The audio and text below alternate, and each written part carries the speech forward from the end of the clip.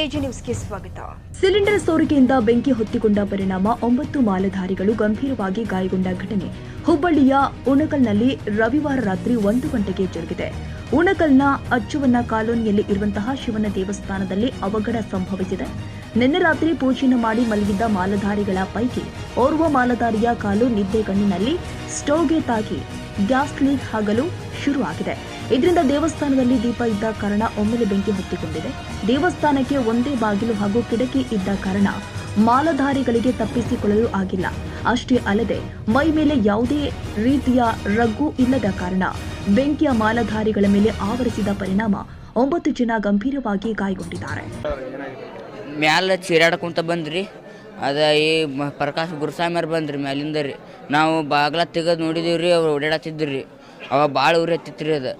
ಅದಕ್ಕಾಗಿ ನಾವು 4 ಮಂದಿ ತೆಳಗಿದ್ದೀವಿ ರೀ. ನಮಗೇನಾಗಿಲ್ಲ, ಅವ್ರಿಗೆ ಸ್ವಲ್ಪ ಹೆಚ್ಚಿಗೆ ಆಗೈತೆ ರೀ.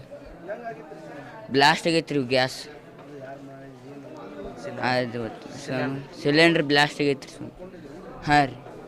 ಕೂಡಲೇ ಸ್ಥಳೀಯರು ಗಾಯಗೊಂಡ 9 ಜನರನ್ನ ಹುಬ್ಬಳ್ಳಿಯ ಕಿಮ್ಸ್ ಆಸ್ಪತ್ರೆಗೆ ದಾಖಲಿಸಿ ಚಿಕಿತ್ಸೆ ಕೊಡಿಸ್ತಾ ಇದ್ದಾರೆ. ಇದರಲ್ಲಿ ಹಲವರ ಸ್ಥಿತಿ ಗಂಭೀರವಾಗಿದೆ ಅಂತ ವೈದ್ಯರು ಹೇಳಿದ್ದಾರೆ. ಹುಬ್ಬಳ್ಳಿಯ ವಿದ್ಯಾನಗರ ಪೊಲೀಸ್ ಠಾಣಾ ವ್ಯಾಪ್ತಿಯಲ್ಲಿ ಘಟನೆ ಸಂಭವಿಸಿದೆ. ಕನ್ನಡಿಗರ ಮೆಚ್ಚಿನ ನಿಮ್ಮ ಎಜೆ 24/7 ನ್ಯೂಸ್ ಕನ್ನಡ ವಾಹಿನಿ ಇದೀಗ ಟಿವಿಯಲ್ಲಿ ಲಭ್ಯ. ವೇಳೆ ನೋಟಿಸ್ ಕೊಟ್ಟಿದ್ರೆ ವಾಪಸ್ ತಗೋತೀವಿ. ಇವತ್ತು ವಕ್ಫ್ ಪ್ರಾಪರ್ಟಿ ಅಂತೇಳಿ ಬರ್ತದೆ ಅಂತ ಹೇಳಿದ್ರೆ ರೈತರು ಬೀದಿಗೆ ಬಂದ್ರೆ ಏನ್ ಮಾಡ್ಬೇಕಾಗತ್ತೆ? ಯಾರು ವೋಟ್ ಹಾಕಲಿಲ್ಲ ಅಂದ್ರೆ ಗ್ಯಾರಂಟಿನೆಲ್ಲ ಸ್ಟಾಪ್ ಮಾಡ್ಬಿಡ್ತೀವಿ.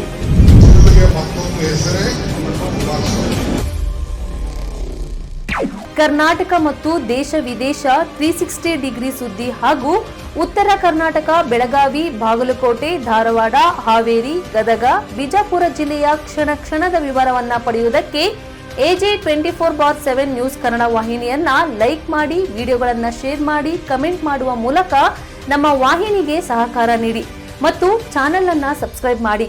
ಧನ್ಯವಾದಗಳು.